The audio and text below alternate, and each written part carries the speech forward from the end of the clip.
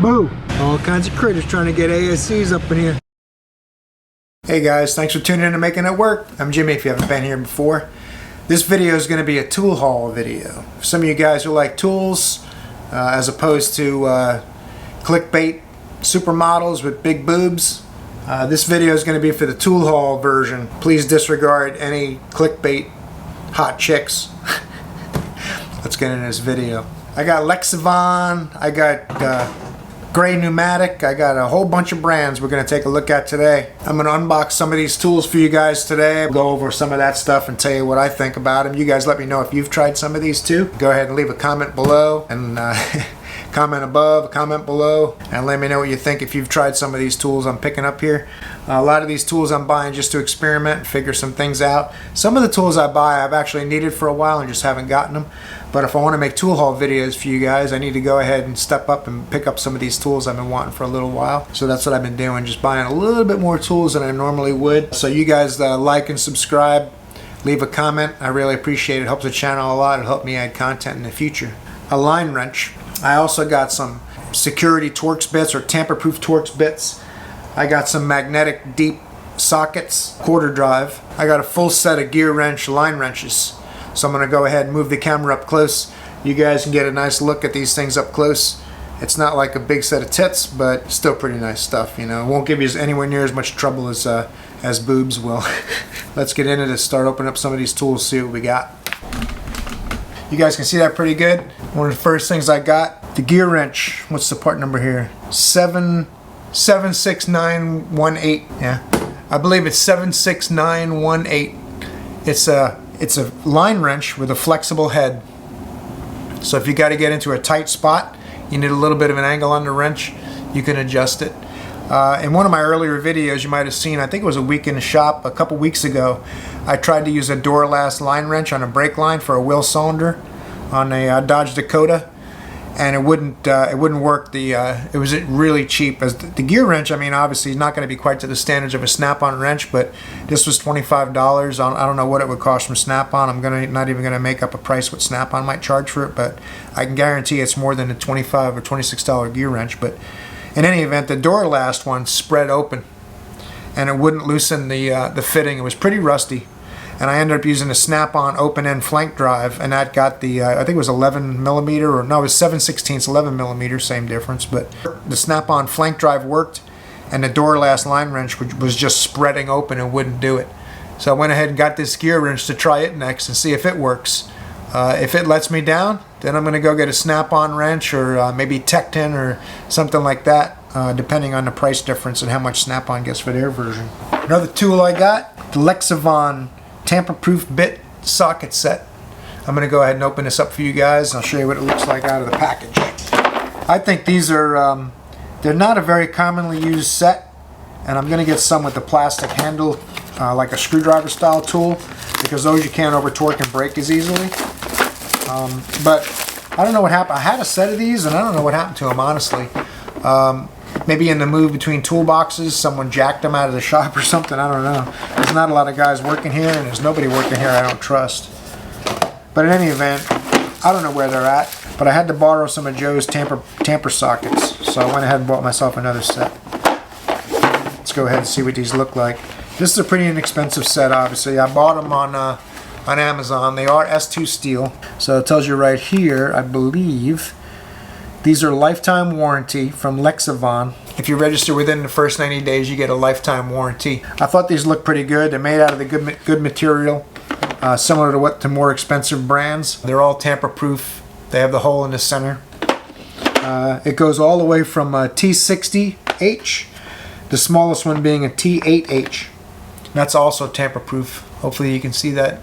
You know, it looks like it's coming out pretty good. This camera focuses way better than my DJI camera. But this is a tiny little tamper-proof bit. So now I'll have the whole set. The more common ones that I had the other day, I needed a T20, I think it was, for a mass airflow sensor on an Infinity.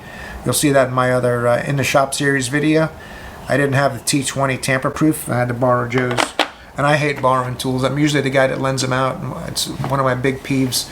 If you have to borrow something once, that's fine. If you need to borrow it a second time, then you need to buy it. So I bought this set. I want to say they were $28. and they're lifetime warranty. So if I break one, it'll be a little bit of a hassle to send it in and get it warrantied out, but I'll be able to do it because I'm going to register it this weekend. When I get home, I'll register it. All right. I'm either going to put this back in the box. The heck with that. Throw it out. Snap-on dealer brought me the Red Hot Hand Tools catalog. I'll go over that with you guys a little bit if you want to see what was in there. I mean, they had some of the stuff was not too bad of a deal. Some of the lights, I've been looking at lights and stuff a lot lately. They got some pretty decent deals in there on lights. Some of them are kind of pricey. You can see here the headband lights, $69.75 down on the bottom. They also got a video scope, which I don't really like the video scopes too much because you're buying a fairly expensive tool just to save the customer money on a teardown. I mean, it's great to save customers money where you can, but to buy a $500 tool so that you don't get the labor for doing a visual inspection and to put a borescope in, I don't really understand what the point of that would be. But of course, doctors charge quite a bit for using their tools when they do that on a person. So maybe if we charge 10 grand to use it. But open-end wrench sets. These are on sale, so you can see some of these wrench sets.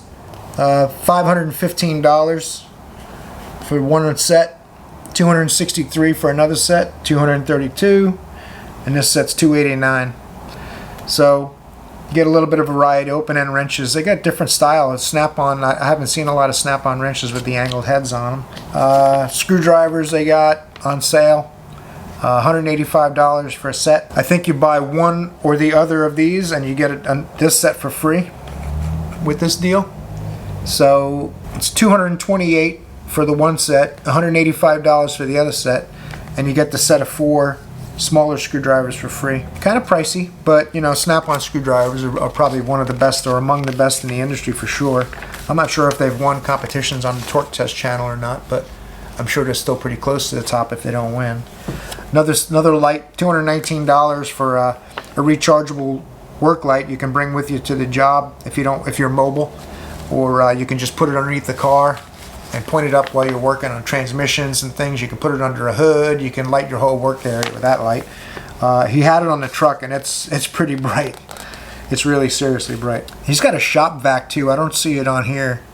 It's a Bluetooth speakers, a tire inflator, but they had a Snap-on 18-volt shop vac, which looked pretty cool, but it was kind of pricey. I think it was like $400, but I am totally guessing on that price. I know it was $300 or $400, pretty expensive. That's about it. I don't think they show you prices of much of the other stuff. Pry bars, plier sets, no prices on these, but they're showing these items are, I think you have to order them. They didn't have them on the truck. You have to order these items to get them. Let's go get it back into this tool haul, see what else we got. Gray Pneumatic, deep quarter drive magnetic impact sockets. These are really cool. I have shallow 3/8, and I've come across a couple applications where I needed a deep magnetic socket for putting a stud or something in place, so I couldn't quite get to it. Let's go ahead and open this up and I'll show you what they look like. Everything looks better without the shrink wrap on it, like Christmas. How does this open? Comes in a blow molded case, which anyone who's watched my tool haul videos knows I'm kind of getting away from those blow molded cases. Take up a lot of room. A couple people pointed out something interesting though. The blow molded cases actually, if you live in an area that's prone to rust and stuff like that, it might be better to keep your blow molded cases. Some of the stuff I don't use that often. I just keep in my big file cabinet separate from my toolbox, and that way I can leave it in the blow molded cases. Doesn't take up quite as much room in my file cabinet. Oh, it's actually got a hinged lid. Tight though. These are really cool, guys. These quarter drive impact sockets. Let's see if I have something here to push on, like my pocket screwdriver. It's got a magnet inside, so if you got to work on something that you need magnetized so you don't drop it on your way into a hole or something like that. But the thing I thought was really cool with these is the magnet collapses into the socket. So you can use them as a deep socket with a magnet, or you can use them as a shallow socket with a magnet, and it'll compress, and that's going to come in handy. And once I saw that the magnet moves in the socket, it's got a spring behind it, I thought that was pretty cool. And these go up to 15 millimeter, all the way from 5 millimeter. It's got a magnetized 5 millimeter. Little tiny magnet in there. You know, it's pretty strong.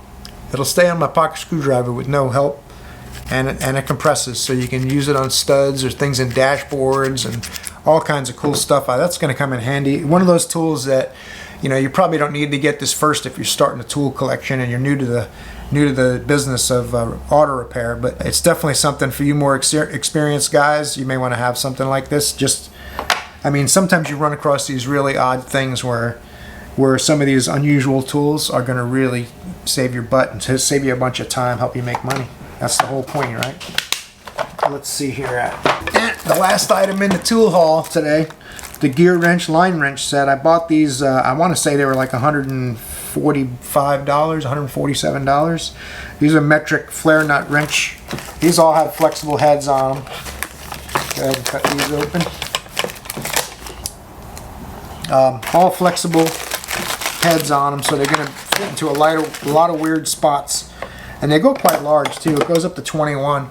It's a dual size, 21/19, and obviously the heads flex, and they're a little snug, so they're good. They'll hold their place if you wanted to get into a spot that seems a little bit, you know, there's a bracket in the way, whatever the case may be. They're going to come out of the blow mold case again, and all the way down to it doesn't have an 8mm, which I'm just finding out right now. I kind of wish it had an 8mm. It starts at 9 and 11. The 11's pretty common, but I've seen 8mm, not that often, but I've seen 8. 11, 10, and 12 are probably what you're going to use the most, and that's this is nice and snug. You can see it's pretty beefy for the size of the wrench. I mean, it's going to be, that's a 9mm. I'm probably never going to use that. That's the 11mm side. I'll use much more often. You can see it's pretty beefy. There's a pretty good chunk of metal here. It's got a similar cut in on the corners to some of the higher end sockets. They try to leave the corner alone and push on the side of the nut in between the corners. So it actually gives you quite a bit more leverage before it'll round off the fastener. So they should work good. We'll see what happens with them, and I'll let you guys know. I'll keep you posted if they give me trouble or break really easy or something. That's the 13 and 14. The chrome finish is really nice on these, I gotta say. I mean, Gearwrench is doing a pretty good job with this stuff. The finish is looking good. I like the amount of beef around the flare nut area. There's quite a bit of beef, and they're nice and snug. So if you wanted to hold its position while you're breaking something loose, ABS unit or whatever, you know, sometimes their lines are in really odd places. I think it's gonna work good. So a lot of garbage now. I gotta get rid of some blow molded cases. You guys know anybody that wants a deal on a blow molded case? It has like a, I guess you can hang this up. It has a tab on the top. You can hang this up somewhere. The wrenches don't fall out of it, so they're in there pretty snug. So that'll come in handy if you got plenty of room for the blow molded cases. I guess that would come in handy, but I'm not going to use it like that. I'm going to take it out and put it in one of my wrench racks. I got a bunch of excess wrench racks that I bought when I started setting up my new toolbox. So I got leftover wrench racks. But let's get you guys back up here looking at my pretty face. Well, there you go, guys. That's my tool haul for today. Some of these tools were pretty expensive, like the line wrench set from Gearwrench. I want to say that was close to 150 bucks. The deep sockets about the same. Kind of spent quite a bit of money this week on tools, but the deep magnetic sockets that I had ordered from Dale a couple weeks ago, and they just came in last week.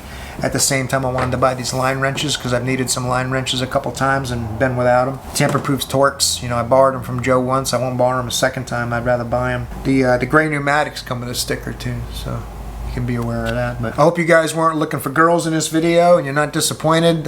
If I put one in the thumbnail, that's just to get you to pay attention because I know guys like girls. But guys like tools too. I want to say that at least I'm not going to say about as far as my wife goes, but as far as girls before my wife, the ones that came and went, the girls were way more hassle than the tools. I'll take a cheap tool like a Pittsburgh over a girl. So something for you guys to consider. You younger guys, girls are going to be way more trouble for you than even inexpensive cheap tools that are going to break, you know, and then you'll end up smashing your knuckles into a bracket or something nearby when your cheap ratchet fails on you. I still take that over some of the girls. Some of those girls are trouble, especially the ones guys seem to be attracted to on YouTube. So I appreciate you guys watching this tool haul video. Hope you got something out of it. I'm going to put part numbers and links in the description if you're interested in picking any of those tools up. I do have an affiliate Amazon account, so if you use those links, that'll help out the channel and help me add more content. I get some more cool tools to show you guys. There's a whole bunch of things I've got on my list that I'm interested in. I just haven't picked them up yet. I'm trying to spread it out a little bit. I don't like having debt and using credit cards, so I try to buy my stuff with cash, or buy it on a tool truck where I can just pay them weekly with cash and not have to use a credit card. So same thing goes for you guys. You should be trying to do the same thing. Try not to use your credit cards and get loans and stuff to buy tools. That's the one exception to borrowing something more than once or twice. If you'd have to get a loan or use a credit card to get it, then hopefully you got some friends that where you work at the shop you work at that you can continue to borrow some tools until you can try to buy them cash or on a tool truck account. Because loans and interest on tools are really bad. Tools are expensive enough as it is. You don't need to be getting yourself some debt. Just a little fatherly advice for you guys at the end of the tool haul right there. If you haven't liked or subscribed yet, go ahead and do that. Channel's doing really good. I appreciate the support, guys. I'll see you in the next video. Bam!